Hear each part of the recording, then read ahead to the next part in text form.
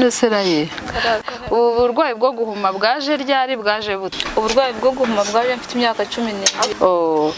Ukomera ariko igisubizo kiraza kuboneka mu ijuru hari Imana.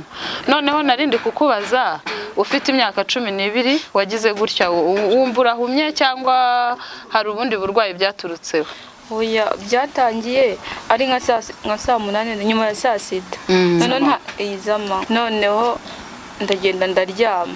Nijoro ntago nigeze mbyuka ngo njye kurya. Naryamye ndeba gutya neza. Mu gitondo nasanze nakireba na gake. Wahumye nta buvuzi wagerageje kuba ngo uvuzwe se?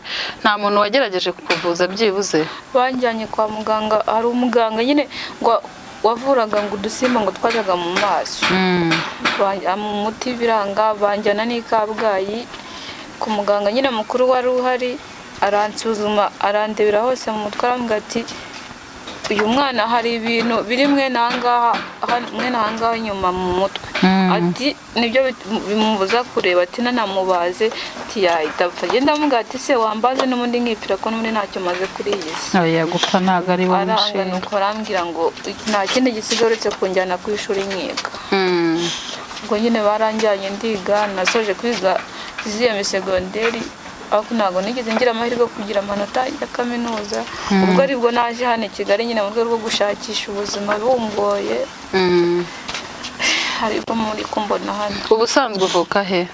Kwacu ni Butare. Ni Butare. Ubu se kuza i Kigali ninde wakuzanye? Narizanye. Warizanye umeze gutya? Ufite ya nkoni se y'abantu babana n'ubumuga bwo kutabona? Ni ukuvuga ngo wize icyo gihe muri segonderi wiga utareba? Niga nareba primaire ndayisoza, niga tronc communal ndayisoza na A-level, niga history na journal economy. Ni ukuvuga ngo diplome yawe ntabwo wagiye muri kaminuza ariko ufite diplome? Ndayifite. Ndesenyera. Okay, warageregeje bino bintu se bambwiye ngo ukora amasabune, wabyize gute, byaje gute kugira ngo wihangire umurimo? Urumva nasoje kwiga 2023. Ubwo ndagenda njya mu rugo, mbese abantu tuvuka turi abana 5 mu rugo. Ubwo bose barashatse, nijye warusigaye mu rugo. Ubwo ndicarana na mama, numva ubuzima nyine burancanze, numva nyine biranyobeye. Uvuga ati se ndagumya nicara hano bigende bite? Nigeze kumva i Kigali hari ahantu ngo bigaga massage.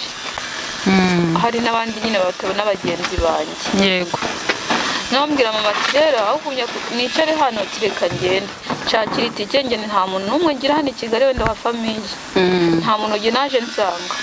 Narifashe nta n'ikintu nari mfite, habe na materi yo kuryamaho. Naraje kiza hano Kacyiru.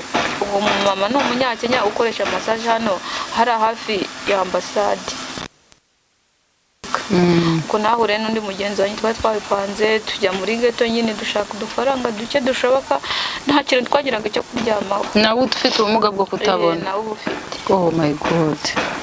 Amaze nk'ibyumweru kuryama kuri